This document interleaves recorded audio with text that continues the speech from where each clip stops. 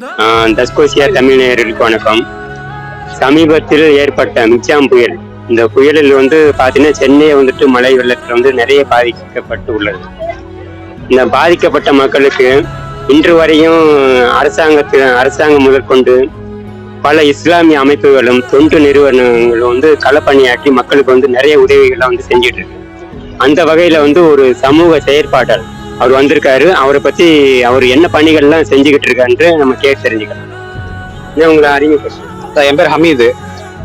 இங்க பாத்தீங்கன்னா கிட்டத்தட்ட 3 நாளா தண்ணி ரொம்ப அதிகமா இருந்து மக்கள் ரொம்ப பாதிக்கப்பட்டிருந்தாங்க.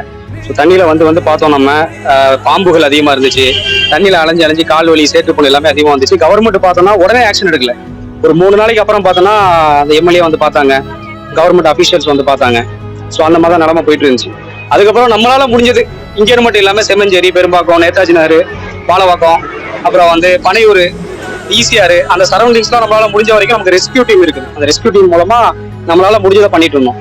அப்படியே பண்ணாலும் களப்பணிகளா இருக்கலாம், ஃபுட்டு டிஸ்ட்ரிபியூஷனா இருக்கலாம், எல்லாமே பார்த்தோன்னா முழுசா பண்ண முடியல. 100% பண்ணவே முடியல. ஓப்பனா சொல்ல போனா 75% பண்ண முடிஞ்சது, 25% ஃபெயிலியர் தான். 75% சக்சஸ் ஆயிருச்சு. ஆனா 25% தான் முடியல. ரொம்ப அந்த அளவுக்கு கஷ்டப்பட்டோம். அதே மாதிரி போட்டு பாத்தீங்கன்னா எல்லா இடத்துலயும் உள்ள வரல. நான் ஃபர்ஸ்ட் பார்க்கும் போதே ஃபர்ஸ்ட் நாள் போட்டை நான் பார்க்கவே இல்லை. செகண்ட் நாள் பார்த்தோன்னா ஒரு 2 போட்டு 3 போட்டு வந்துச்சு. அவ்வளவுதான் என்னுடைய பார்வைக்கு நான் சொல்றது. மக்களும் அதான் சொல்லிட்டு இருக்காங்க. நம்ம போய் ஒவ்வொரு இடத்துல விசாரிக்கும் போது அந்த மக்களும் கும்பிடுறது அப்படிதான். ஸோ அந்த மாதிரி ஒரு நிலைமையில தான் இருந்துட்டு இருந்துச்சு. ஒரு வழியா மீண்டு வந்தாச்சு.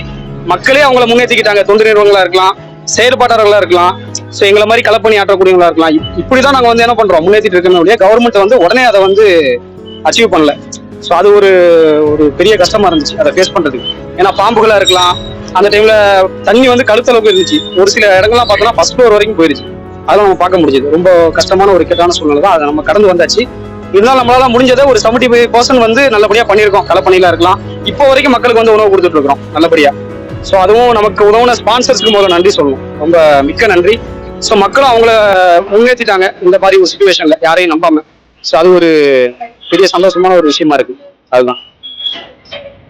நன்றி.